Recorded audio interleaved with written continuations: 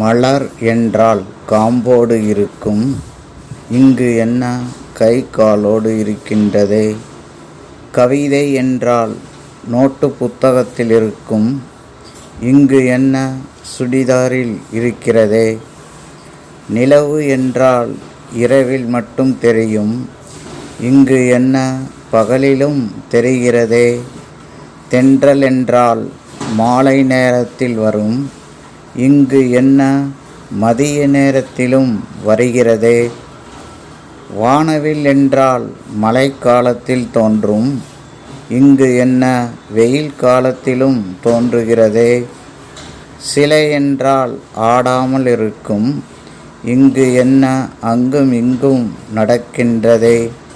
சித்திரம் என்றால் உயிரற்று இருக்கும், இங்கு என்ன உயிரோடு இருக்கின்றதே. புரியாத புதிர்களில் இதுவும் ஒன்று, புரிந்து கொள்வதுதான் என்று.